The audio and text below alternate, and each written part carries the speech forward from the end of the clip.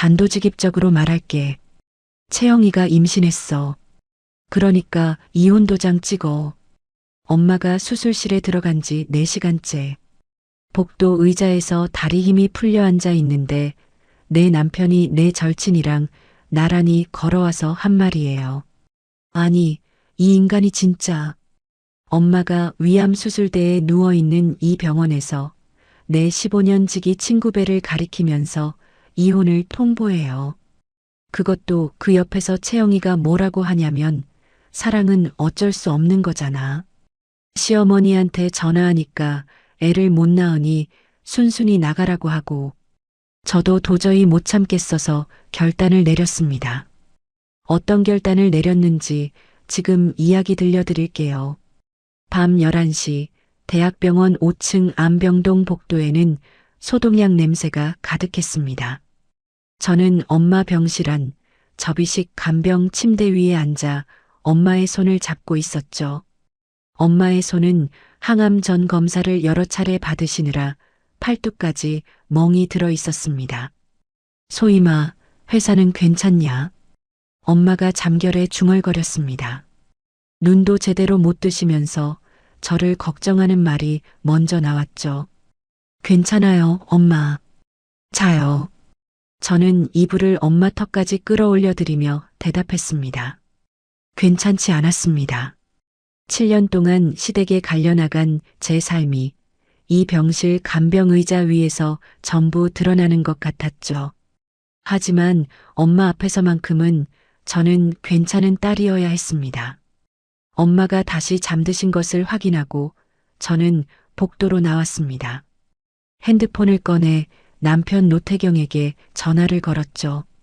신호음이 4번 울린 뒤에야 태경이 받았습니다. 왜 무슨 일이야? 내일 수술이잖아. 아침 7시까지 와줄 수 있어? 내일? 아, 그게 내일이었어? 태경의 목소리 뒤로 웅성거리는 소리가 들렸습니다.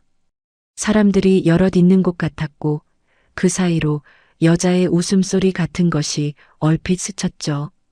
거기 어디야? 아, 거래처 사람들이랑 저녁 먹는 중이야. 내일은 좀 힘들 것 같은데 오전에 미팅이 잡혀 있어서. 엄마 수술이야. 위암 수술이라고. 알아. 근데 이 미팅 진짜 중요한 거라. 끝나면 갈게. 저는 수화기를 귀에서 떼고 복도 벽에 등을 기댔습니다.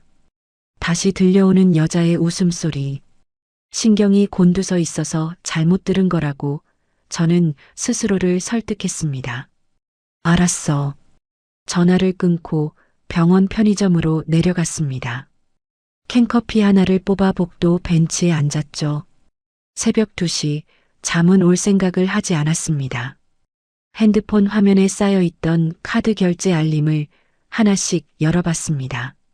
태경명의 법인카드 결제 98만 원, 시어머니 오복순 백화점 결제 210만 원, 신우이 노가령 학원비 자동이체 42만 원, 시댁 아파트 관리비 45만 원. 계산기 앱을 열고 이번 달 시댁 관련 지출을 하나씩 더했습니다. 합산 640만 원. 제 카드에서, 제 월급에서 이번 달에만 640만 원이 시댁으로 빠져나간 거였죠. 캔커피가 식어가는 것도 모르고 저는 한참을 그 숫자를 들여다봤습니다.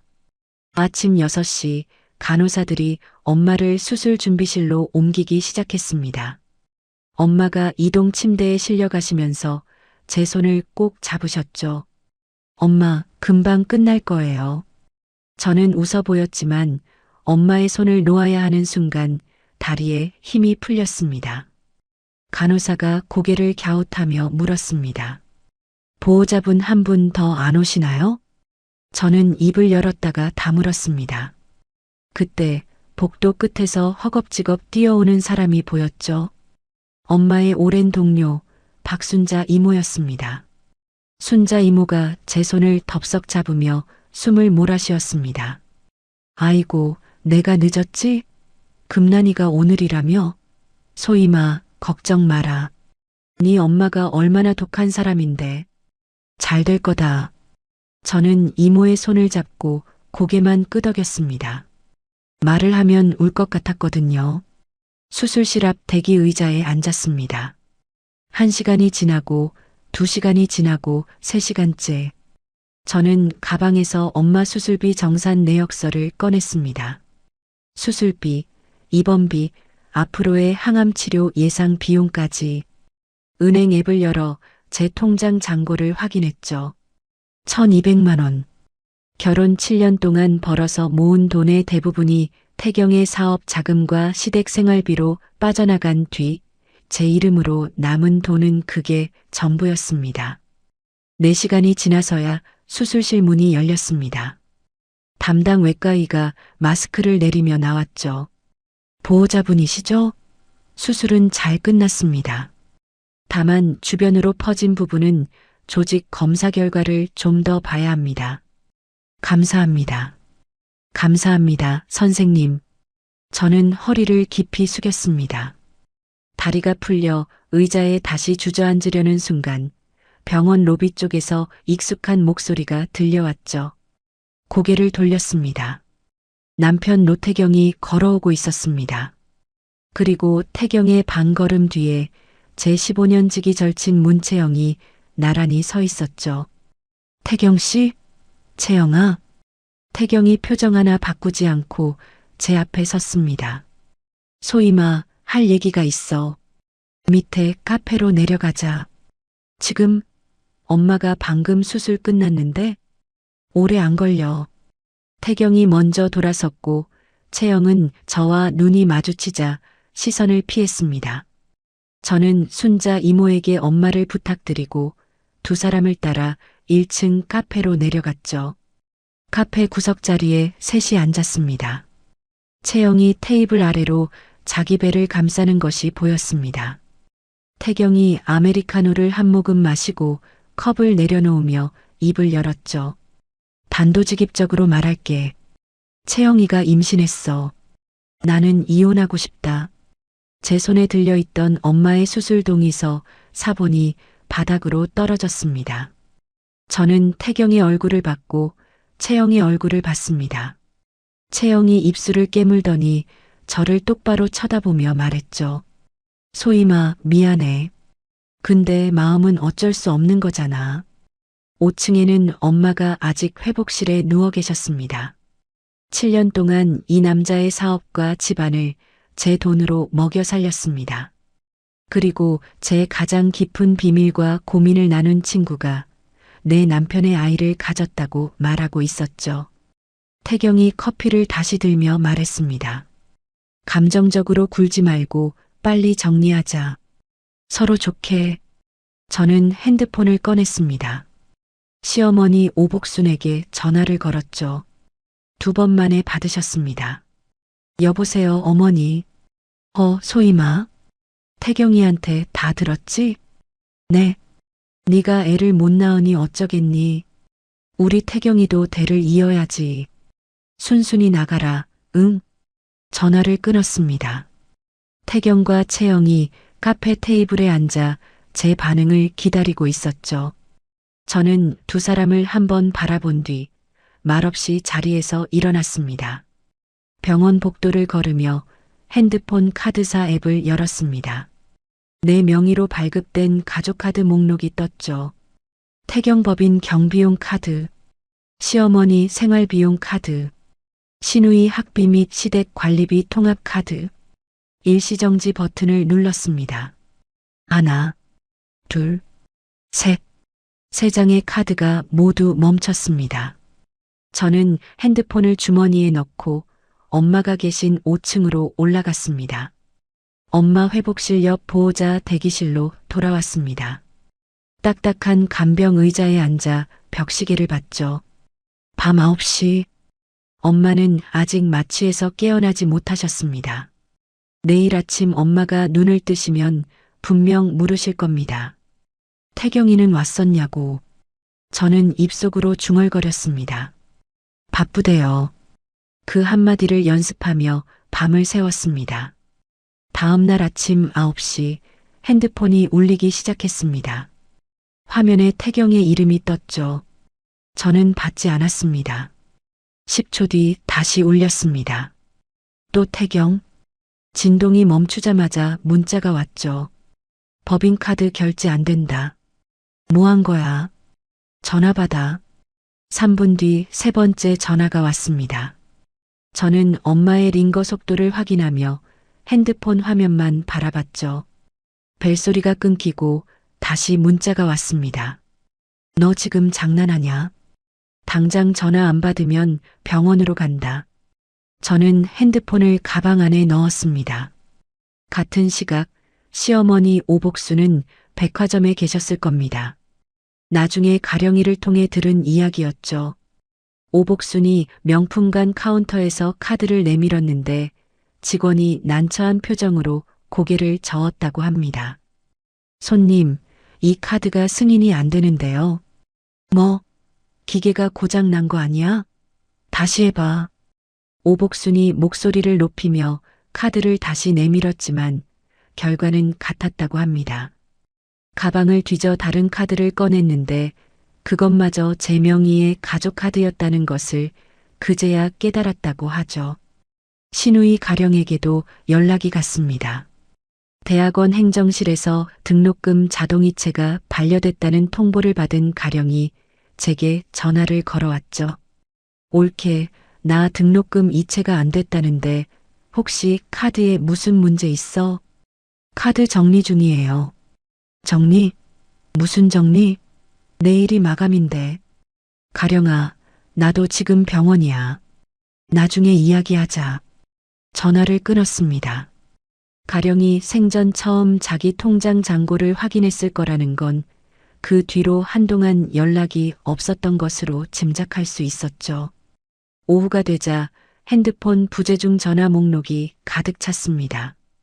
태경 34통, 시어머니 12통, 신우이 8통, 화면을 열 때마다 시댁 이름들이 쏟아졌죠. 저는 부재중 목록을 스크린샷으로 찍어 저장했습니다. 핸드폰을 무음으로 바꾸고 간호사가 가져다 준 미음 그릇을 들었죠.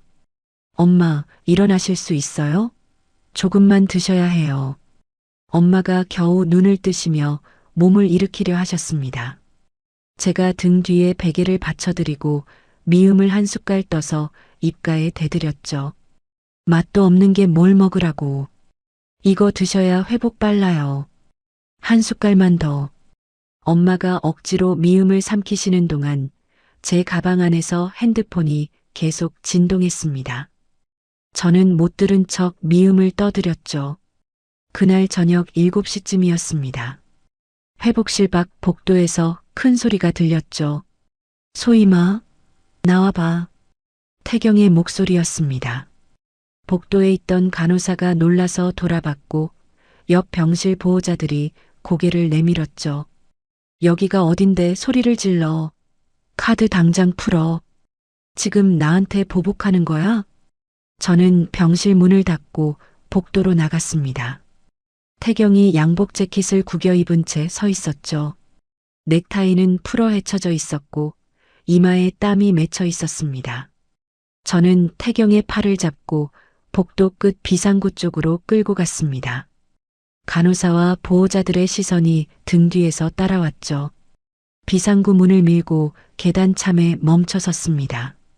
저는 태경의 눈을 똑바로 보며 말했죠. 여기 안병동이야. 소리 지르려면 나가. 태경이 순간 입을 다물었습니다.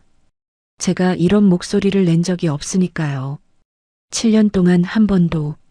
태경이 한 발 물러서며 손으로 이마를 훑쳤습니다. 그래, 알았어. 소리 지른 건 내가 미안해. 근데 소임아, 이혼하면서 재산 분할할 건데 지금 카드 같은 걸로 애들 장난처럼 굴 거야? 저는 계단 난간에 손을 올리며 태경을 바라봤습니다. 그 카드들 전부 내 명의에 내 신용으로 발급된 거야. 내 재산 아니야. 태경의 눈이 흔들렸습니다. 입을 열었다가 다물고 다시 열었다가 다물었죠. 7년 동안 한 번도 보지 못한 표정이었습니다. 이 사람이 당황하는 얼굴. 태경이 말없이 돌아서서 계단을 내려갔습니다. 비상구 문이 쾅 닫혔죠. 저는 그 자리에 한참을 서 있다가 회복실로 돌아왔습니다. 엄마는 다행히 주무시고 계셨죠. 다음 날 아침 채영의 비공개 계정 스토리를 확인했습니다. 우연이 아니라 일부러 들어가 본 것이었죠. 남자가 돈 때문에 스트레스 받으니까 나까지 힘들다. 제발 좀. 태경이 채영에게 카드 끊긴 이야기를 했다는 뜻이었습니다. 저는 그 화면을 캡처해서 저장했습니다. 수술 5일 뒤 엄마가 회복실에서 일반 병실로 옮겨지셨습니다. 순자 이모가 과일 바구니를 들고 병실에 들어오며 제 옆에 앉았죠. 소임아, 시댁에서 난리가 났다며? 이모, 그건 어떻게 아세요? 우리 지연이가 그 사무실 근처에서 일하잖아. 그 사무실 문 잠겨 있고 직원들이 밖에서 월급 달라고 따지고 있다더라. 저는 사과를 깎으며 대답하지 않았습니다. 이모가 제 손을 토닥이며 말했죠. 잘 모르겠지만 네가 하는 일이 맞다 싶으면 밀고 나가라. 네 엄마도 그렇게 살았다. 열흘 뒤 엄마가 퇴원하셨습니다. 저는 엄마를 친정집으로 모셔다 드리고 그날 밤 제 옛날 방에 앉았죠. 핸드폰을 열고 7년간의 카드 결제 내역을 하나의 폴더에 모으기 시작했습니다. 태경의 법인카드 사용 명세, 시어머니 백화점 결제 내역, 신우이 학비 이체 기록, 시댁 관리비 자동이체 내역. 다 모은 뒤 포털 검색창에 입력했습니다. 이혼 전문 변호사, 상담 후기를 하나씩 읽어 내려갔죠. 가장 후기가 좋은 법무법인을 찾아 다음 날 오전 예약을 잡았습니다. 핸드폰을 내려놓으니 새벽 3시였습니다. 옆방에서 엄마의 고른 숨소리가 들려왔죠. 저는 불을 끄고 누웠지만 잠이 오지 않았습니다. 내일부터 시작이었습니다. 법무법인 사무실은 생각보다 조용했습니다. 오전 10시 접수대를 지나 상담실로 안내받았죠. 한정우 변호사는 40 초반쯤으로 보이는 남자였습니다. 안경을 쓰고 있었고 책상 위에 펜을 가지런히 놓아둔 사람이었죠. 배소임 씨, 자료를 가져오셨다고요? 네. 저는 가방에서 서류 봉투를 꺼내 테이블 위에 올렸습니다. 7년간의 카드 결제 명세서, 태경법인의 사업자 등록증 사본, 채영의 비공개 계정 캡처. 한정우 변호사가 한 장씩 넘기며 읽어 내려갔죠. 한참을 들여다보던 한정우 변호사가 명세서 위에 펜으로 동그라미를 치며 입을 열었습니다. 이건 전형적인 경제적 기생 구조입니다. 남편분 법인 운영비, 시어머니 생활비, 시누이 학비까지 전부 배소임 씨 명의 카드에서 나갔어요. 싸울 카드가 충분합니다. 이길 수 있을까요? 한정우 변호사가 안경을 고쳤으며 고개를 끄덕였습니다. 우선 남편분 법인 등기부등본을 오늘 중으로 열람하겠습니다. 그리고 법인 재무상태 확인을 위해 법원에 서류를 내겠습니다. 결과 나오는데 한 2주 걸릴 겁니다. 2주요? 네. 그리고 한 가지 더, 혹시 남편분이 배소임 씨를 빚 보증인으로 세워놓은 게 있을 수 있습니다. 신용조회도 같이 하죠. 저는 고개를 끄덕이며 상담실을 나왔습니다. 법무법인 건물 밖으로 나오자 5월 바람이 불었죠. 핸드폰을 확인하니 카카오톡 메시지가 하나 와 있었습니다. 문채영, 소임아, 우리 한번 만나서 이야기하자. 내 입장도 이해해. 저는 답장을 쓰지 않았습니다. 대신 채영과의 메시지 기록을 처음부터 스크롤하기 시작했죠. 1년 전 메시지. 태경 씨 요즘 뭐 먹는 거 좋아해? 선물 추천 좀. 태경 씨 이번 주 일정 어때? 같이 밥 먹자고 할까? 소임아, 태경 씨 요즘 스트레스 많이 받지? 무슨 일 있어? 10개월 전. 태경 씨 생일 언제더라? 내가 깜빡했어. 태경 씨 취미가 뭐야? 운동 좋아해? 7개월 전. 소희마, 요즘 태경 씨랑 사이 어때? 많이 안 좋아? 한 달에 두세 번씩 태경의 일정과 취향을 유독 자세히 물어왔던 대화들이 줄줄이 이어졌습니다. 그때는 친구니까 그럴 수 있다고 생각했죠. 지금 보니 전부 다른 의미였습니다. 저는 그 대화들을 날짜별로 하나씩 캡처해서 한정우 변호사에게 전송했습니다. 그 주 금요일, 엄마의 첫 통원 치료일이었습니다.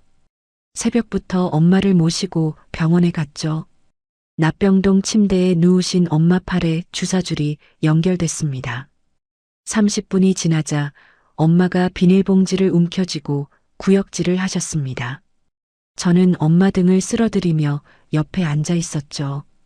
한참 뒤 구역질이 잦아들자 엄마가 고개를 돌려 저를 보셨습니다. 태경이가 요즘 전화도 안 하더라. 요즘 바쁜가 봐요, 엄마. 엄마가 아무 말 없이 저를 바라보셨습니다. 그 눈빛이 오래 머물렀죠. 이미 다 알고 계신 것 같은 눈이었습니다. 저는 엄마 손을 잡고 고개를 숙였습니다. 2주 뒤 한정우 변호사에게서 연락이 왔습니다. 배소임 씨, 법원에서 회신이 왔습니다. 남편분 법인이 5천만 원으로 시작했는데 실제 매출은 1년에 1,200만 원밖에 안 됩니다. 사무실 보증금이나 차 리스비 대부분이 배소임 씨 카드 결제나 계좌 이체로 유지되고 있었어요. 보증인거는요? 다행히 보증건은 없었습니다. 그 부분은 안심하셔도 됩니다. 전화를 끊고 한숨을 내쉬었습니다. 5천만 원짜리 회사를 세워놓고 1년에 1,200만 원밖에 못 벌면서 나머지는 전부 제 돈으로 채웠다는 뜻이었으니까요. 그날 저녁 신우이 가령에게서 전화가 왔습니다. 가령이 말을 꺼내는데 목소리가 떨리고 있었죠. 올케, 나 등록금 마감이 내일인데 정말 카드 안 풀어줄 거야? 가령아, 올케, 나 이번 학기 못 다니면 졸업이 1년 밀리는 거야. 가령아, 그 등록금이 어디서 나왔는지 한 번이라도 생각해 본 적 있어? 전화 너머로 침묵이 흘렀습니다. 가령이 숨을 들이쉬는 소리만 들렸죠. 5초, 10초. 가령이 아무 말도 하지 못했습니다. 올케, 나중에 이야기하자. 전화를 끊었습니다. 다음 날 오후 친정집 앞 골목에서 시어머니 오복순과 마주쳤습니다. 오복순이 동네 입구에서 기다리고 있었던 것 같았죠. 저를 보자마자 팔을 잡으며 다가왔습니다. 아이고, 소희마. 내가 그때 말이 좀 심했다. 나도 놀라서 그랬어. 그래도 우리가 남이냐. 카드 문제는 좀 풀자. 이틀 전 전화기 너머로 순순히 나가라고 했던 목소리가 떠올랐습니다. 지금 이 다정한 목소리와 같은 사람이라는 것이 믿기지 않았죠. 어머니, 카드 문제는 제 변호사를 통해서 이야기해 주세요. 오복순의 표정이 굳었습니다. 변호사? 네가 변호사를 썼어? 오복순이 목소리를 높이려는 순간 옆 가게 문이 열리며 순자 이모가 나왔습니다. 앞치마를 두르고 있던 순자 이모가 상황을 보더니 오복순 쪽으로 걸어왔죠. 복순 씨, 여기서 이러시면 안 되지. 동네 사람들 다 보고 있어요. 오복순이 순자 이모를 한번 노려보고 저를 한번 노려봤습니다. 입술을 깨물며 몸을 돌리더니 걸어가면서 내뱉었죠. 두고 보자. 순자 이모가 혀를 차며 제 쪽을 봤습니다. 괜찮아, 소희마? 네, 이모. 괜찮아요. 괜찮지 않았습니다. 그날 밤 친정집 옛날 제 방에 누웠습니다. 불을 끈 방 안에서 처음으로 울음이 터졌죠. 7년간 참아온 서러움, 15년간 속아온 우정, 엄마가 아프신 이 시점에서조차 제 편은 아무도 없다는 것. 그 모든 것이 한꺼번에 쏟아졌습니다. 한참을 울고 나서 세수를 했습니다. 거울 속 제 얼굴이 엉망이었죠. 수건으로 얼굴을 닦고 방으로 돌아와 핸드폰을 확인했습니다. 한정우 변호사의 문자가 와 있었습니다. 태경 씨 측에서 먼저 이혼 조정 신청을 넣었습니다. 첫 기일은 약 6주 뒤에 잡힐 예정입니다. 저는 답장을 입력했습니다. 좋습니다. 6주 동안 준비하겠습니다. 전송 버튼을 누르고 핸드폰을 내려놓았습니다. 책상 서랍에서 노트를 하나 꺼냈죠. 7년간의 결혼 생활에서 제가 지출한 모든 금액, 영수증과 이체 내역을 시간순으로 정리하는 작업을 시작했습니다. 벽시계가 새벽 2시를 가리킬 때까지 저는 펜을 놓지 않았습니다. 조정 기일까지 6주. 저는 회사에 가족돌 봄휴가를 신청했습니다. 엄마의 통원 치료를 사유로 적었고 팀장과 상의해서 주 2일 재택근무로 전환했죠. 낮에는 변호사 미팅과 자료 정리. 3주마다 돌아오는 엄마의 통원 치료일에는 병원 동행. 나머지 시간에는 밀린 업무 처리. 캘린더에 일정을 빼곡히 채워 넣으니 숨 쉴 틈이 보이지 않았습니다. 카드를 정지시킨 지 3주째 되던 날 순자 이모에게서 전화가 왔습니다. 소임아, 우리 지연이가 또 소식을 들었는데. 무슨 소식이요, 이모? 그 사무실 있잖아. 태경이 사무실. 월세를 2달이나 안 냈나 봐. 건물 주인이 나가라고 통보했대. 거기다 직원들이 월급 3달치 못 받았다고 노동청에 신고까지 넣었다더라. 그렇군요. 지연이가 같은 건물에서 일하는 사람한테 들었다는데 그 사람이 태경이 회사에서 일하다 나온 사람이래. 밀린 월급이라도 받을 방법이 없겠냐고 하소연을 했다나 봐. 저는 잠시 생각했습니다. 태경 법인에서 일하다 나온 사람이라면 내부 사정을 알고 있을 수 있었죠. 한정우 변호사에게 전화를 걸었습니다. 변호사님, 남편 법인에서 퇴사한 직원이 있다고 합니다. 만나볼 수 있을까요? 좋습니다. 연결해 주시면 제가 동석 가능 여부를 확인하겠습니다. 순자 이모의 딸 지연이를 통해 이도윤이라는 사람과 만남을 잡았습니다. 서울 외곽의 조용한 카페였습니다. 이도윤은 후드 집업을 입은 30대 초반의 남자였죠. 테이블에 앉자마자 아메리카노를 2손으로 감싸쥐고 말을 꺼냈습니다. 사모님이시죠? 아, 지금 그렇게 부르면 안 되나? 편하게 말씀하셔도 돼요. 솔직히 말씀드리면 저 5개월째 월급 못 받고 나왔습니다. 처음엔 다음 달에 준다. 투자 들어오면 정산한다. 그 말만 반복하더라고요. 이도윤이 커피를 한 모금 마시고 한숨을 내쉬었습니다. 근데 투자요? 한 번도 들어온 적 없어요. 투자자 만난다고 나가는 날이 한 달에 10번은 됐는데 그중 절반은 여자분이랑 만나는 거였어요. 그걸 어떻게 아세요? 회사가 작으니까요.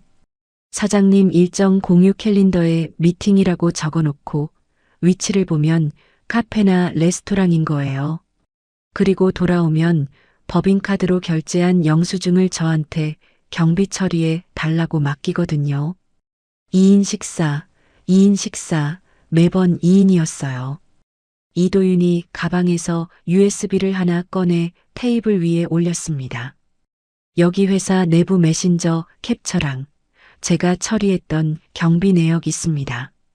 그리고 미지급 급여 내역도요. 직원들 사이에서는 다 알고 있었어요. 사장님 생활비를 부인이 대준다는 거. 저는 USB를 받아 가방에 넣었습니다. 손이 미세하게 떨렸지만 얼굴에는 드러내지 않으려 애썼죠. 감사합니다. 이 자료는 제 변호사에게 전달하겠습니다. 사모님, 아니 배소임 씨. 저도 밀린 급여 받을 수 있을까요? 그건 저도 장담은 못 드리지만 변호사님과 상의해 보겠습니다. 이도윤과 헤어지고 바로 한정우 변호사에게 USB를 전달했습니다. 다음 날 한정우 변호사에게서 전화가 왔죠. 배소임 씨, 중요한 걸 찾았습니다. 뭔가요? 법인 지출 내역에 매달 같은 곳으로 150만 원씩 나간 기록이 있어요. 제가 그 주소를 확인해 봤더니 문채영 씨 거주지로 등록된 오피스텔이랑 같은 주소입니다. 저는 전화기를 쥔 손에 힘을 주었습니다.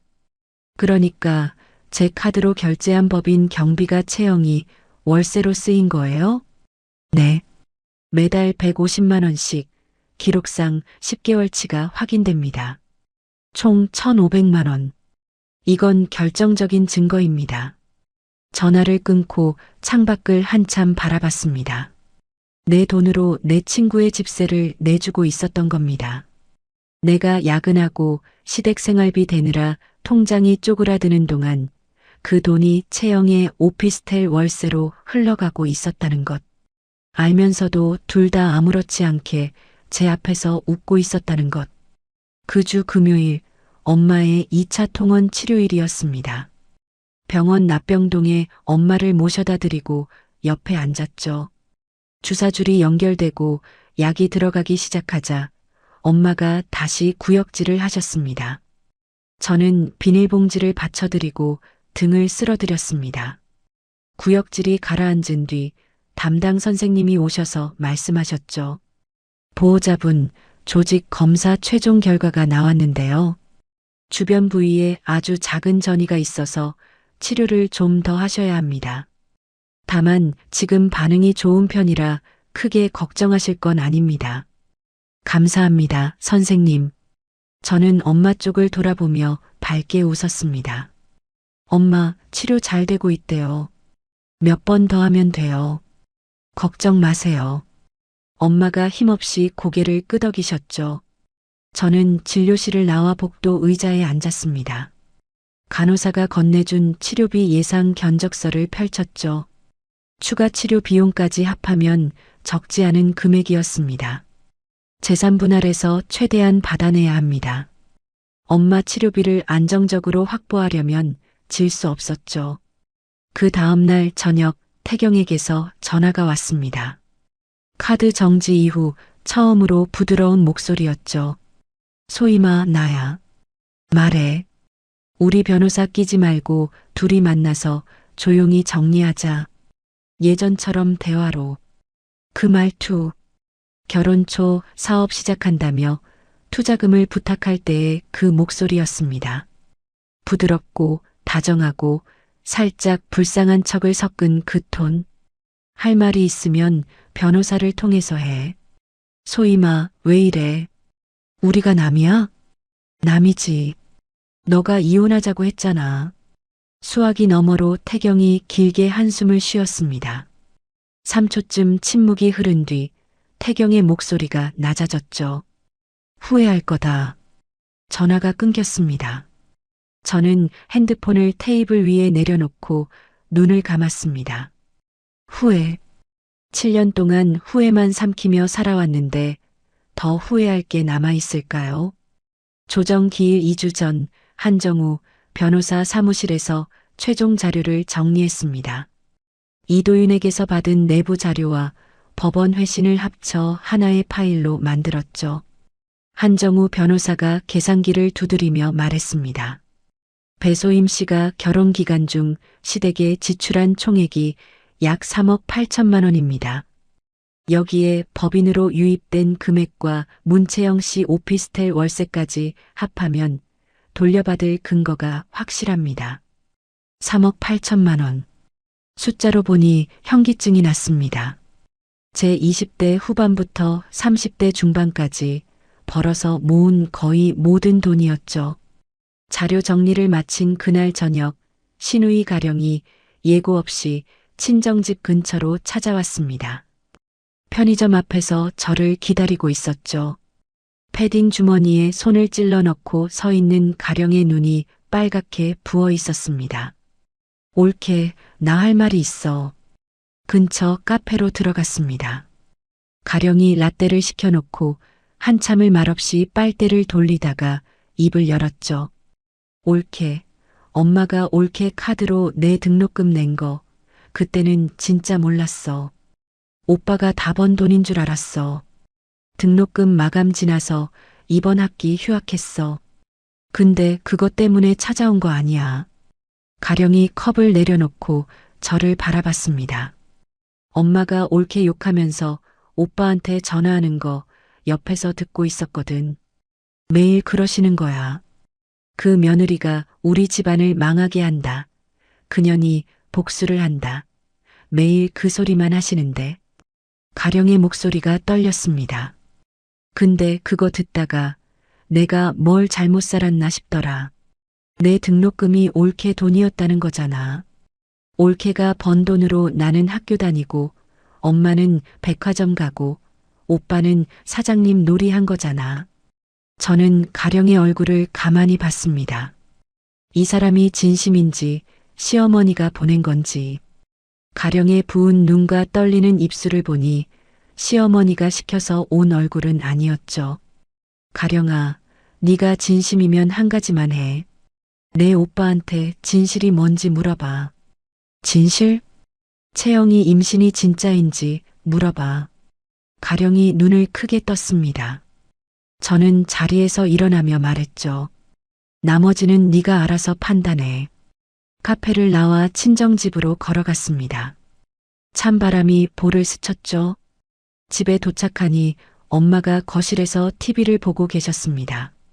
치료 부작용으로 기력이 떨어지셨지만 그래도 오늘은 좀 나아 보이셨죠. 엄마, 밥 드셨어요? 순자가 반찬 갖다 줘서 먹었다. 너는? 저도 먹고 왔어요. 거짓말이었습니다. 하루 종일 커피만 마셨죠. 엄마 방 불을 꺼드리고 제 방으로 들어왔습니다. 핸드폰을 확인하니 한정우 변호사의 문자가 와 있었습니다. 배소임 씨, 태경 씨 측에서 먼저 조정 신청을 넣었으니 첫 기일에 저쪽이 어떤 조건을 내미는지 보겠습니다. 우리는 자료가 충분하니 흔들리지 마시고 기다려주세요. 저는 알겠습니다라고 답장을 보내고 핸드폰을 충전기에 꽂았습니다. 책상 위에 놓인 노트를 펼쳤죠. 7년간의 지출 내역이 빼곡하게 적힌 노트. 이것이 제 6주간의 준비물이었고 저의 무기였습니다. 창밖이 어두웠습니다. 저는 불을 끄지 않고 한 줄 한 줄 다시 확인하기 시작했습니다. 조정 기일 아침, 저는 옷장에서 검은 정장을 꺼내 입었습니다.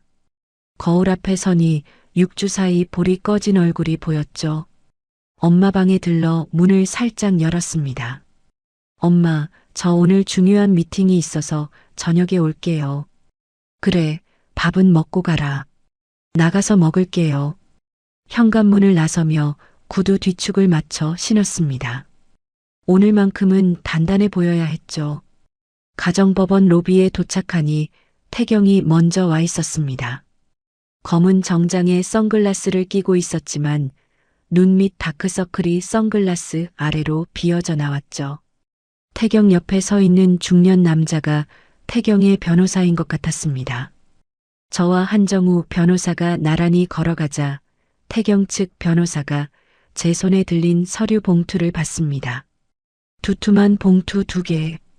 태경 측 변호사의 표정이 굳어지는 것이 보였죠. 조정실 문이 열렸습니다.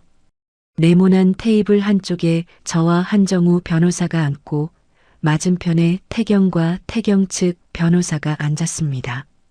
상석에는 조정위원이 자리를 잡았죠. 태경 측 변호사가 먼저 입을 열었습니다. 저희 의뢰인은 원만한 합의를 원합니다. 재산 분할 비율 5대5를 제안합니다. 5대5. 7년 동안 제 돈으로 그 집안을 먹여 살렸는데 반으로 나누자는 말이었습니다. 저는 아무 표정도 짓지 않았죠. 대신 한정우 변호사를 바라봤습니다. 한정우 변호사가 서류 봉투에서 자료를 하나씩 꺼내기 시작했습니다. 카드 결제 명세서, 법인 재무자료, 오피스텔 이체 내역, 이도윤의 진술서, 채영의 비공개 계정 캡처, 시댁 가족카드 7년 총 지출 내역. 한 장 한 장 테이블 위에 펼쳐질 때마다 조정위원의 시선이 움직였습니다. 태경은 자료 첫 장을 보더니 아랫입술을 깨물었죠. 한정우 변호사가 자료를 짚어가며 말하기 시작했습니다. 제 의뢰인은 결혼 7년간 총 3억 8천만 원을 남편 및 시댁에 지출했습니다. 이 중 법인 경비로 위장된 금액이 1억 2천만 원이고 남편의 외도 상대 거주 비용으로 쓰인 금액이 3,600만 원입니다. 한정우 변호사가 한 줄 한 줄 읽어 내려갔습니다. 태경 측 변호사가 태경 쪽으로 몸을 기울여 귓속말을 했죠. 태경이 고개를 저으며 뭐라고 반박했지만 목소리에 힘이 없었습니다. 한정우 변호사가 이도윤의 진술서를 들어 올렸습니다. 이 진술서와 법인 내부 메신저 기록을 보시면 노태경 씨의 법인은 실제로 영업을 한 적이 거의 없습니다. 투자자 미팅이라고 적힌 일정의 절반 이상이 외도 상대와의 만남이었고 직원들 사이에서는 대표의 생활비를 부인이 대고 있다는 것이 다 알려져 있었습니다. 조정위원이 태경을 바라봤습니다. 노태경 씨, 이 내용에 대해 소명하실 것이 있습니까? 태경이 입을 열었다가 다물었습니다. 10초. 테이블 아래로 태경의 손이 허벅지 위에서 주먹을 쥐고 있는 것이 보였죠. 변호사와 상의해 보겠습니다. 그게 태경이 말한 전부였습니다. 태경 측 변호사가 서류를 뒤적이더니 반론을 꺼냈습니다. 아내 측의 지출은 결혼 생활 중 자발적으로 이루어진 것입니다. 강제된 것이 아니라 스스로 선택한 증여에 해당합니다. 한정우 변호사가 기다렸다는 듯 핸드폰 화면 캡처물을 한 장 더 꺼냈습니다. 제가 저장해뒀던 부재중 전화 스크린샷이었죠. 자발적 증여라면 카드를 정지한 직후 하루에 50통이 넘는 전화를 걸어 카드 복구를 요구한 것은 어떻게 설명하시겠습니까? 자발적으로 받은 선물을 돌려달라고 50번 전화하는 사람이 있습니까? 조정위원이 스크린샷을 들여다봤습니다. 태경 34통, 시어머니 12통, 시누이 8통, 하루 만에 쌓인 부재중 전화 목록. 조정위원의 표정이 달라졌죠. 태경 측 변호사의 주장을 더 이상 받아줄 분위기가 아니었습니다. 태경 측 변호사가 태경에게 다시 귓속말을 했고 태경이 고개를 끄덕이더니 손을 들었습니다.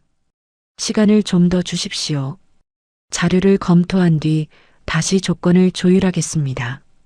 조정위원이 양측을 번갈아 보며 말했습니다. 4주 뒤로 속행하겠습니다. 조정실 문이 열리고 모두가 일어섰습니다. 저는 한정우 변호사와 함께 복도로 나왔죠. 배소임 씨, 뒤에서 태경의 목소리가 들렸습니다. 돌아보니 태경이 선글라스를 벗고 서 있었죠. 눈밑이 까맣고 광대뼈가 전보다 도드라져 보였습니다. 소임아, 너 이렇게까지 할 줄 몰랐다. 저는 태경의 얼굴을 바라봤습니다.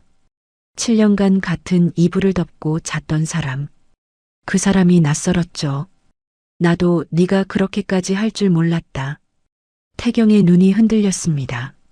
저는 돌아서서 걸었죠. 그것이 7년간 부부로서 나누는 마지막 사적인 대화였습니다. 법원을 나와 택시를 탔습니다. 기사에게 친정집 주소를 말하고 뒷자리에 등을 기댔죠. 핸드폰에 한정우 변호사의 문자가 왔습니다. 태경 씨 측 변호사가 비공식적으로 연락해 왔습니다. 합의 조건을 대폭 수정하겠다고 합니다. 주도권을 잡았습니다. 창밖으로 가로등 불빛이 스쳐 지나갔습니다. 저는 핸드폰을 무릎 위에 올려놓고 그 불빛들을 바라봤죠. 처음으로 흐름이 제 쪽으로 오고 있다는 것을 느꼈습니다. 같은 주 엄마의 3차 통원 치료가 있었습니다. 납병동 침대에서 약을 맞으시는 엄마의 머리카락이 빠지기 시작했죠. 베개 위에, 어깨 위에 엄마의 검은 머리카락이 흩어져 있었습니다. 퇴원하시는 길에 병원 근처 모자 가게에 들렀습니다. 엄마 머리에 부드러운 면 모자를 씌워드렸죠. 엄마, 이거 예뻐요. 색도 잘 어울려요. 엄마가 거울을 보시더니 모자 챙을 만지셨습니다. 그러다 갑자기 거울에서 시선을 돌려 저를 정면으로 바라보셨죠. 소희마, 너 시댁에 무슨 일 있지? 네. 엄마가 아프다고 바보가 된 줄 아냐? 태경이 전화 한 통 없고 네 얼굴은 매일 상해가고. 뭔 일이야? 저는 모자 가격표를 떼며 손을 바쁘게 움직였습니다. 하지만 엄마의 눈을 피할 수 없었죠. 엄마, 저 이혼해요. 엄마가 아무 말씀 없이 제 손을 잡으셨습니다. 한참을 가게 안에 음악만 흐르고 있었죠. 그 사람이 너한테 뭘 했냐? 바람 피웠어요. 채영이랑. 그리고 7년 동안 제 돈으로 시댁 전부 먹여 살린 것도 다 정리하고 있어요. 엄마의 손에 힘이 들어갔습니다. 하지만 엄마는 울지 않으셨죠. 모자를 고쳐 쓰시며 저를 똑바로 보셨습니다. 그래, 잘했다. 내 밥그릇은 네가 지키는 거다. 단단한 한마디였습니다. 저는 고개를 끄덕이며 입술을 꽉 깨물었죠. 여기서 울면 안 됐습니다. 엄마, 이기고 올게요. 엄마가 제 손을 꼭 쥐고 한번 흔드셨습니다. 그것이 대답이었죠. 친정집에 엄마를 모셔다 드리고 저는 제 방으로 들어왔습니다. 핸드폰을 열어 한정우 변호사에게 문자를 보냈죠. 4주 뒤 속행까지 법인 유용 금액 정확히 산출하고 돌려받을 근거 다시 정리해 주세요. 빈틈없이 가겠습니다. 1분 뒤 답장이 왔습니다. 알겠습니다. 이번 주 중으로 자료 보강해서 공유 드리겠습니다. 저는 핸드폰을 내려놓고 책상 서랍에서 노트를 꺼냈습니다. 4주. 그 안에 남은 증거를 촘촘하게 묶어야 했죠. 노트 맨 앞장에 적어둔 숫자를 다시 읽었습니다. 3억 8천만 원. 이 숫자가 제 7년의 무게였고 돌려받아야 할 제 삶의 값이었습니다. 펜을 들고 다음 장을 펼쳤습니다. 2차 조정까지 4주. 그 시간 동안 태경의 소식은 가령을 통해 조각조각 들려왔습니다. 법인 사무실은 문을 닫았습니다. 보증금 반환 소송에 직원들의 임금 체불 신고까지 겹치면서 사실상 폐업 상태가 됐다고 하죠. 태경은 시어머니 오복순의 아파트에 들어가 지내면서 매일 나갔다고 합니다. 투자처를 찾겠다. 사람을 만나겠다. 그렇게 말하고 나가서는 카페에서 하루를 보내고 돌아온다고 가령이 조심스럽게 전해줬죠. 옳게 오빠가 매일 나간다 들어온다 하는데 아무것도 안 되나 봐. 엄마는 매일 오빠한테 소리 지르고 집에 있으면 숨이 막혀. 그렇구나. 올케한테 이런 말하면 안 되는 건데 그래도 알고 있어야 할 것 같아서 저는 가령에게 고맙다는 말 대신 짧게 답했습니다. 가령아, 네가 알아서 판단해. 시어머니 오복순의 생활도 바뀌었습니다. 카드가 정지된 뒤 오복순에게 남은 건 월 68만 원 남짓한 연금뿐이었죠. 수년간 다녔던 백화점 문화센터도 매주 나가던 등산 동호회도 전부 그만뒀다고 합니다. 가령의 말로는 오복순이 매일 태경에게 같은 말을 반복한다고 했습니다. 내 마누라 때문에 내가 이 꼴이 됐다. 네가 뭘 잘못했길래 그년이 이러는 거냐. 하지만 아들에게도 돈이 없다는 것을 오복순도 알고 있었죠. 분노의 방향을 잃은 사람이 매일 집안에서 소리만 지르고 있었다고 합니다. 2차 조정 기일 2주 전 태경 측 변호사가 공식적으로 새 합의안을 보내왔습니다. 한정우 변호사가 전화로 내용을 읽어줬죠. 위자료 3천만 원, 재산 분할 6대4를 제시했습니다. 변호사님 생각은요? 7년간 빠져나간 금액과 바람핀 것에 대한 배상을 합하면 이 정도로는 턱없이 부족합니다. 저는 거절을 권합니다. 거절하겠습니다. 한정우 변호사가 알겠다고 답했고 저는 전화를 끊었습니다. 3천만 원. 내가 7년간 쓴 돈의 10분의 1도 안 되는 금액으로 입을 막으려는 거였죠. 같은 주 가령에게서 다시 연락이 왔습니다. 이번에는 목소리가 떨리고 있었죠. 옳게 중요한 이야기인데. 뭔데? 엄마가 오빠한테 따져 물었어. 채영이 임신, 그거 거짓인 거 알고 있었냐고. 저는 숨을 멈추고 가령의 다음 말을 기다렸습니다. 오빠가 알고 있었대. 처음부터 거짓인 거 알면서도 올케한테 그렇게 말한 거래. 시어머니가 뭐라고 하셨어? 엄마가 처음으로 오빠한테 소리 질렀어. 네가 사람이냐라고. 내가 태어나서 엄마가 오빠한테 그렇게 말하는 거 처음 봤어. 저는 창밖을 바라보며 가령의 말을 되새겼습니다. 시어머니마저 아들에게 등을 돌리기 시작한 겁니다. 이 균열이 조정에서 어떤 변수가 될 수 있을지 머릿속으로 계산했죠. 가령이 한마디를 덧붙였습니다. 올케, 엄마가 올케한테 직접 전화하겠다고 했는데 내가 말렸어. 지금 엄마가 전화하면 또 카드 이야기만 할 게 분명하니까. 잘했어, 가령아. 나는 올케 편이라는 건 아닌데 그냥 이게 맞는 것 같아서. 네가 알아서 판단해. 전화를 끊고 한정우 변호사에게 가령이 전해준 내용을 문자로 보냈습니다. 한정우 변호사가 답장을 보내왔죠. 참고하겠습니다. 거짓 임신을 알면서 이용했다는 정황이 강화됩니다. 2차 조정 당일 아침 법원에 도착하니 태경이 이번에는 선글라스도 쓰지 않은 채 앉아 있었습니다. 볼이 푹 꺼지고 면도도 제대로 하지 않은 얼굴이었죠. 한 달 전 조정실에서 봤던 사람과 같은 사람이라고 믿기 어려웠습니다. 조정실에 다시 마주 앉았습니다. 태경 측 변호사가 수정된 조건을 읽었죠. 위자료 5천만 원, 재산 분할 7대 3을 제시합니다. 한정우 변호사가 서류를 펼치며 말했습니다. 외도 증거와 재산 유용 규모를 고려하면 재판으로 갈 경우 이보다 훨씬 불리해질 수 있습니다. 의뢰인 측에서는 이 조건을 받아들이기 어렵습니다. 조정위원이 양측을 번갈아 보더니 말했습니다. 10분간 정회하겠습니다. 양측 조율 시간을 드리겠습니다. 조정실 문이 열리고 모두 복도로 나왔습니다. 저는 한정우 변호사와 나란히 벤치에 앉았죠. 복도 반대편에서 태경과 태경 측 변호사가 서 있었습니다. 태경의 목소리가 복도까지 새어나왔죠. 형, 이거 더 주면 나한테 남는 게 없어.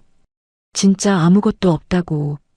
태경 측 변호사가 뭐라고 낮은 목소리로 답했지만 태경이 다시 목소리를 높였습니다. 없는 돈을 어떻게 줘? 법인도 없어졌는데. 저는 그 목소리를 들으며 벤치에 등을 기댔습니다. 남는 것이 없다. 그 남는 것은 전부 제가 채워준 것이었죠. 7년 동안 매달 제 월급에서 빠져나간 돈으로. 10분이 지나고 다시 조정실에 모였습니다. 하지만 합의는 이루어지지 않았죠.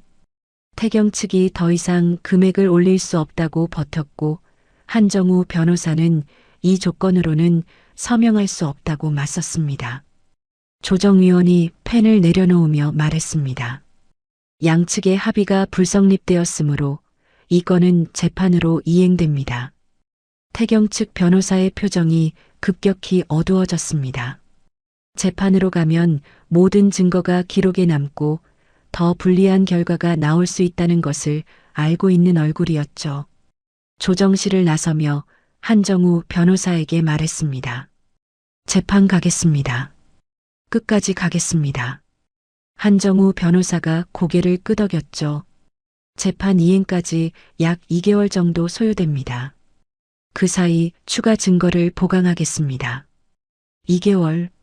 엄마의 치료 일정, 회사 업무, 재판 준비. 세 가지를 동시에 돌려야 했습니다. 택시를 타고 돌아오는 길에 캘린더 앱을 열어 일정을 다시 짰죠. 그날 밤 친정집에 도착하니 엄마가 일찍 주무시고 계셨습니다. 치료 부작용으로 기력이 떨어지신 거였죠. 엄마 방문을 살짝 열어 고른 숨소리를 확인하고 제 방으로 들어왔습니다. 한정우 변호사가 보내준 재판 준비 서류 목록을 확인했습니다. 하나하나 읽어 내려가는데 목록 맨 아래에 메모가 적혀 있었죠. 외도 상대방 문채영 씨를 증인으로 세울 수 있는지 확인 필요. 채영을 증인으로. 그 이름을 읽는 순간 손가락이 멈췄습니다. 15년 지기 절친. 제 결혼식에서 부케를 받았던 사람. 그 사람을 법정에 세워야 할 수도 있다는 것. 저는 핸드폰을 내려놓고 천장을 올려다봤습니다. 머릿속이 복잡했지만 한 가지는 분명했죠. 이기려면 필요한 것은 다 해야 합니다. 불을 끄고 이불을 덮었습니다. 옆방에서 엄마의 숨소리가 희미하게 들려왔죠. 저는 그 소리를 들으며 눈을 감았습니다. 내일부터 2개월. 마지막 싸움을 준비해야 했습니다. 조정 불성립 후 3주째 되던 날 한정우 변호사에게서 전화가 왔습니다. 배소임 씨 뜻밖의 연락을 받았습니다. 어디서요? 문채영 씨가 저희 사무실로 직접 전화했습니다. 태경 씨와의 관계, 거짓 임신, 이혼을 계획한 과정까지 전부 법정에서 증언하겠다고요. 저는 핸드폰을 쥔 손을 멈추고 의자에 등을 기댔습니다. 채영이 스스로 증인을 자처했다는 것이 선뜻 믿기지 않았죠. 왜요? 갑자기 왜 그런 거예요? 확인해 봤더니 태경 씨가 카드 정지 이후 문채영 씨 오피스텔 월세를 더 이상 못 내줬다고 합니다. 그러면서 당분간 각자 살자고 통보했다고 하더군요. 그래서 보복으로 증언하겠다는 거군요. 동기가 뭐든 증언 내용이 사실이라면 저희에게는 결정적입니다. 저는 잠시 생각했습니다. 채영의 마음이 어떻든 상관없었죠. 필요한 건 사실이었으니까요. 진행해 주세요. 한정우 변호사가 채영의 증인 출석을 법원에 신청하고 재판 기일 전에 사전 미팅을 잡았습니다. 일주일 뒤 법무법인 상담실에서 채영을 다시 만났죠. 1년 넘게 제 남편과 잠자리를 함께 했던 사람. 제 고민을 들어주는 척하면서 그 내용을 태경에게 전해줬던 사람. 그 사람이 상담실 의자에 앉아 한정우 변호사의 질문에 답하고 있었습니다. 태경 씨가 먼저 접근한 건가요? 채영이 고개를 끄덕이며 말했습니다. 약 1년 4개월 전이에요. 소임이 생일 모임 자리에서 연락처를 따더니 그 뒤로 계속 먼저 연락해 왔어요. 관계가 시작된 계기는요? 소임이가 저한테 시댁 이야기를 많이 했거든요. 힘들다고, 지치다고. 그걸 제가 태경 씨한테 전해줬어요. 부부 사이 안 좋다는 걸 알게 되니까 그때부터 태경 씨가 저한테 적극적으로 나왔고요.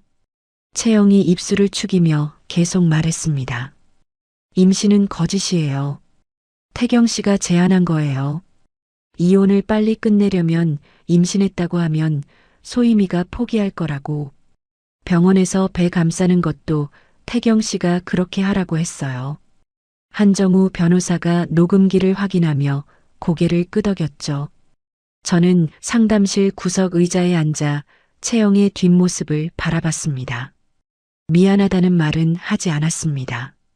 저도 듣고 싶지 않았죠. 미팅이 끝나고 채영이 먼저 상담실을 나갔습니다. 복도에서 채영의 뒷모습이 엘리베이터 쪽으로 사라지는 것을 봤죠. 15년의 우정이 저 뒷모습으로 끝나는 거구나 하는 생각이 스쳤습니다. 재판 기일 일주일 전 엄마의 4차 통원 치료 결과 상담이 있었습니다. 담당 선생님이 화면을 보여주시며 말씀하셨죠. 치료 반응이 좋습니다. 이번 더 치료하면 깨끗해질 것으로 기대합니다. 정말요? 엄마 들었어요? 엄마가 진료실 의자에서 제 손을 꼭 잡으셨습니다. 엄마의 손에 힘이 들어왔죠. 선생님 앞에서는 아무 말씀 안 하셨지만 진료실을 나오자 엄마가 작게 웃으셨습니다. 이제 좀 살겠다. 당연하죠. 엄마 아직 할 일이 많은데. 저는 납병동에서 엄마 치료가 끝나기를 기다리며 복도 의자에 앉았습니다. 재판에서 이겨야 엄마의 남은 치료비를 안정적으로 확보할 수 있었죠. 주먹을 쥐었다 폈다 하며 머릿속으로 다시 한번 정리했습니다. 재판 당일 아침, 법원 앞 계단에서 채영과 마주쳤습니다. 채영이 저를 보자 멈춰섰죠. 짧은 침묵이 흐른 뒤 채영이 입을 열었습니다. 미안해. 저는 아무 대답 없이 고개만 한번 끄덕였습니다. 15년간의 우정에 대한 마지막 인사가 그것이었죠. 허무했지만 지금은 결과가 필요한 순간이었습니다. 저는 법정 문을 열고 들어갔습니다. 재판이 시작됐습니다. 한정우 변호사가 준비한 증거 자료가 순서대로 제출됐죠. 7년간의 카드 결제 명세 총 3억 8천만 원. 법인 경비 위장 유용 1억 2천만 원. 외도 상대 거주비 전용 3,600만 원. 이도윤의 진술서와 내부 메신저 기록. 거짓 임신 주장에 관한 정황 자료. 한정우 변호사가 하나씩 짚어가며 설명할 때마다 재판부가 태경 측을 바라봤습니다. 태경 측 변호사가 반박을 시도했지만 숫자와 기록 앞에서는 할 말이 없었죠. 문채영이 증인석에 섰습니다. 사전 미팅에서 말한 내용을 법정에서 그대로 증언했죠. 태경 씨가 먼저 접근했고 제가 소임이의 결혼 생활 불만을 전해주면서 관계가 시작됐습니다. 임신 주장은 태경 씨가 이혼을 빨리 끝내기 위해 제안한 것입니다. 태경이 이를 악물며 채영을 노려봤습니다. 하지만 부정할 수 없었죠. 증거가 전부 맞아떨어지고 있었으니까요. 태경 측 변호사가 마지막으로 반론을 꺼냈습니다. 이 부부의 이혼 원인은 아이를 갖지 못한 데서 오는 갈등이 큽니다. 원고 측의 귀책으로 인해 혼인 관계가 파탄에 이른 것입니다. 한정우 변호사가 즉각 일어섰습니다. 아이를 갖지 못한 것은 한쪽의 잘못이 아닙니다. 그리고 가정에 소홀한 사람이 7년간 3억 8천만 원을 시댁에 쓸 이유가 없습니다. 오히려 이 금액 자체가 제 의뢰인이 이 결혼에 얼마나 헌신했는지를 증명합니다. 재판부가 양측 주장을 정리하고 심리를 마쳤습니다. 법정을 나오니 시어머니 오복순이 법원 밖 벤치에 앉아 있었습니다. 이번에는 읍소도 분노도 아닌 텅 빈 얼굴이었죠. 오복순이 저를 보더니 천천히 일어섰습니다. 소임아, 어머니, 내가 잘못했다. 이 나이에 아들한테 이렇게 당할 줄 몰랐다. 오복순의 목소리가 작았습니다. 평소 고함을 지르던 그 목소리가 아니었죠. 태경이가 내 아파트 명의를 회사 빚 담보로 넣어놨더라. 나는 아들이니까 서류에 도장 찍어줬는데 이제 와서 그게 문제가 되고 있어. 저는 오복순의 얼굴을 바라봤습니다. 7년간 애 못 낳는 며느리라고 저를 몰아세우던 사람. 명절마다 부엌에 저를 가두고 친정엄마를 흉보던 사람. 그 사람이 지금 피해자 얼굴을 하고 서 있었죠. 어머니 사정은 안 됐지만 그건 태경 씨한테 해결받으셔야 해요. 소임아, 제발. 저는 이만 가보겠습니다. 돌아섰습니다. 등 뒤에서 오복순이 작게 흐느끼는 소리가 들렸죠. 걸음을 멈추지 않았습니다. 7년 동안 제가 올 때 이 사람이 한 번이라도 멈춰준 적이 있었던가? 없었죠. 재판 후 2주 뒤 한정우 변호사에게서 연락이 왔습니다. 배소임 씨, 태경 씨 측에서 합의안을 보내왔습니다. 어떤 조건인데요? 위자료 6천만 원, 재산 분할 8대2, 법인으로 빠져나간 금액별도 반환 인정. 조건은 빠른 합의와 추가 공개 재판 회피입니다. 전면 항복이네요. 사실상 그렇습니다. 위자료와 유용 반환분 합쳐서 실수령 총액 계산해 보겠습니다. 30분 뒤 한정우 변호사가 산출한 총액을 문자로 보내왔습니다. 저는 그 숫자를 한참 들여다봤죠. 엄마 치료비를 내고도 제가 다시 시작할 수 있는 금액이었습니다. 받아들이겠습니다. 전송 버튼을 눌렀습니다. 저녁에 친정집으로 돌아왔습니다. 엄마가 거실 소파에 누워 계셨죠. 치료 부작용으로 기력이 떨어지신 엄마의 얼굴이 창백했습니다. 제가 다가가자 엄마가 눈을 뜨셨습니다. 오늘 어땠냐? 거의 다 끝나가요, 엄마. 저는 엄마 옆에 앉아 이불을 턱까지 올려드렸습니다. 엄마가 이불 속에서 제 손을 잡으시며 속삭이셨죠. 내 딸이 장하다. 그 한마디에 하루 종일 팽팽하게 잡고 있던 것이 한꺼번에 풀렸습니다. 저는 고개를 숙였습니다. 눈물이 엄마의 이불 위로 떨어졌죠. 엄마가 아무 말 없이 제 머리를 쓸어주셨습니다. 한참을요. 합의서에 최종 서명하는 날이었습니다. 법무법인 회의실, 네모난 테이블 양쪽에 저와 태경이 마주 앉았죠. 태경의 손에 볼펜이 들려 있었습니다. 태경이 서명란 위에 펜을 올려놓고 멈췄습니다. 저를 한번 쳐다보더니 작게 말했죠. 소희마, 나도 처음에는 잘하고 싶었다. 저는 대답하지 않았습니다. 태경이 무슨 말을 하든 이 자리에서 의미 있는 건 종이 위에 서명뿐이었으니까요. 태경이 고개를 숙이고 이름을 적었습니다. 저도 맞은편 서명란에 이름을 썼죠. 볼펜 한 번의 획으로 7년이 정리되는 순간이었습니다. 무겁지도 가볍지도 않았습니다. 그냥 끝이었죠. 한정우 변호사가 서류를 정리하며 고개를 숙여 인사했습니다. 고생하셨습니다. 배소임 씨. 변호사님 덕분입니다. 감사합니다. 법무법인 건물을 나서니 바깥 햇살이 눈부셨습니다. 저는 현관 앞에 서서 핸드폰을 꺼냈죠. 가장 먼저 누른 번호는 엄마였습니다. 신호음이 3번 울리고 엄마가 받으셨습니다. 엄마, 나야. 소희마. 다 끝났어요.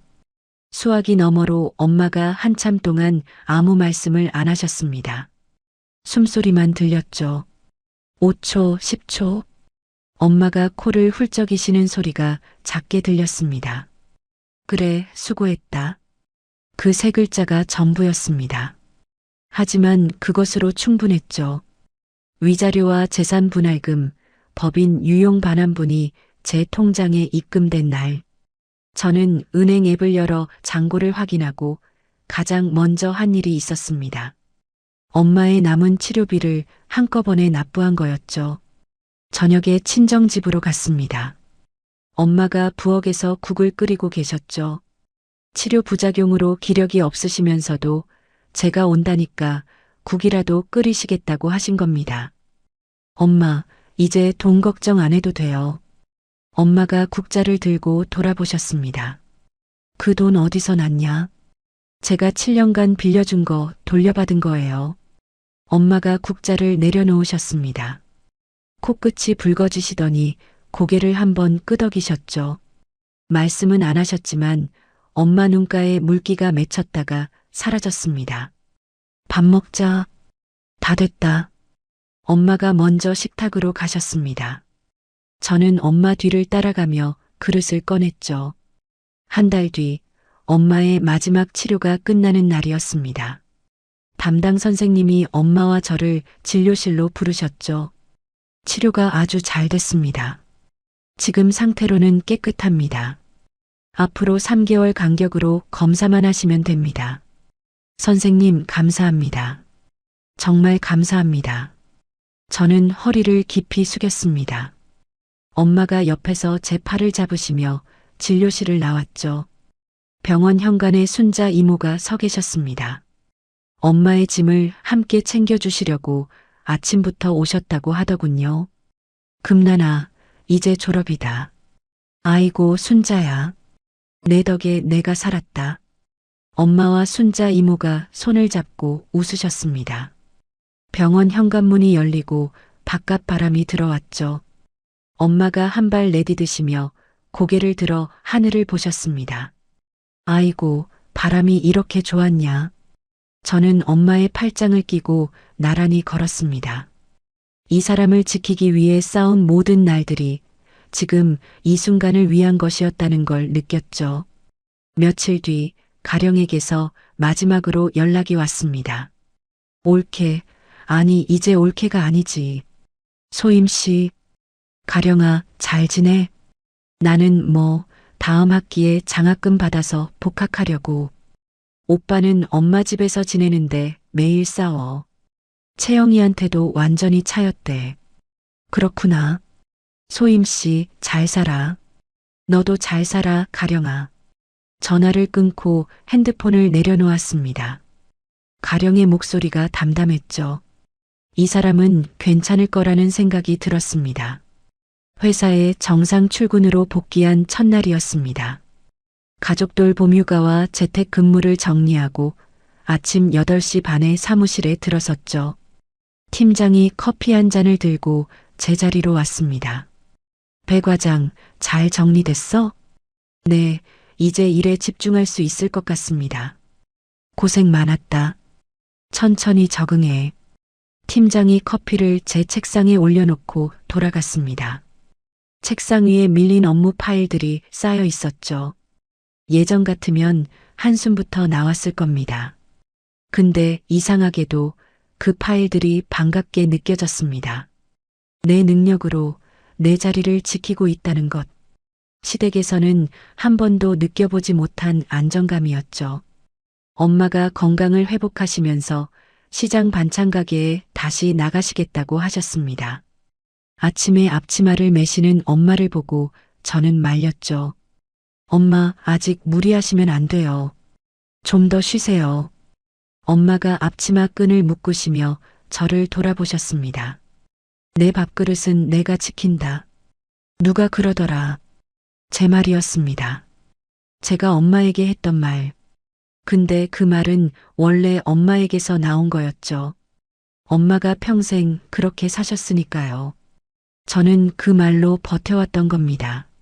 엄마가 신발을 신고 현관문을 나서셨습니다. 저는 현관에 서서 엄마의 등을 바라봤죠. 작지만 단단한 등이었습니다. 그날 저녁 오래 비워뒀던 제 옛날 방을 정리했습니다. 옷장 서랍을 열다가 바닥에서 사진 한 장이 나왔죠. 고등학교 시절 채영과 함께 찍은 사진이었습니다. 교복을 입고 어깨동무를 하고 있는 두 사람. 한참을 들여다봤습니다. 그때는 진짜였을 거라고 생각했죠. 적어도 그때만큼은 사진을 쓰레기통에 넣지 않았습니다. 서랍 맨 안쪽에 다시 넣어두고 서랍을 닫았죠. 그 시절의 우정까지 부정할 필요는 없으니까요. 엄마가 저녁을 차려놓고 저를 부르셨습니다. 소임아, 오늘 밤은 여기서 자라. 어릴 때처럼. 엄마, 저 이제 34인데요. 34이면 뭐 다 큰 줄 아냐. 와서 밥 먹어. 저는 웃으며 식탁에 앉았습니다. 그날 밤 정말 엄마 옆에 나란히 누웠죠. 엄마가 먼저 잠드시고 저는 천장을 바라봤습니다. 결혼 이후 7년 만에 처음이었습니다. 아무에게도 무언가를 증명하지 않아도 되는 밤. 카드값을 걱정하지 않아도 되는 밤. 시어머니의 전화를 기다리지 않아도 되는 밤. 그 고요함이 낯설었지만 불편하지는 않았습니다. 다음 날 출근길 지하철에서 핸드폰을 열었습니다. 카드 결제 알림이 하나 와 있었죠. 아침에 사 마신 커피 한 잔 4,500원. 그게 전부였습니다. 7년간 수백 건의 시댁 결제 알림으로 빼곡하던 그 화면이 지금은 커피 한 잔뿐이었죠.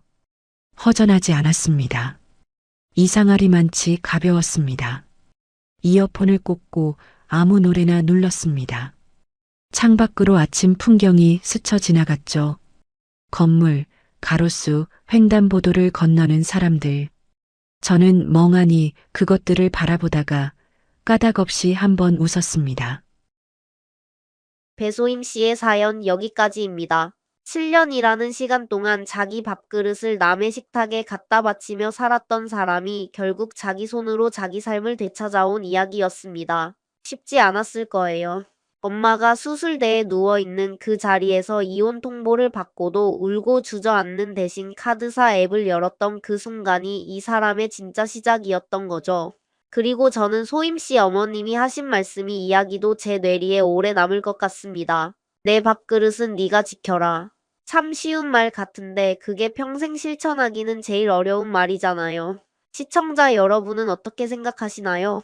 시청자 여러분의 생각을 편하게 남겨주시면 감사하겠습니다.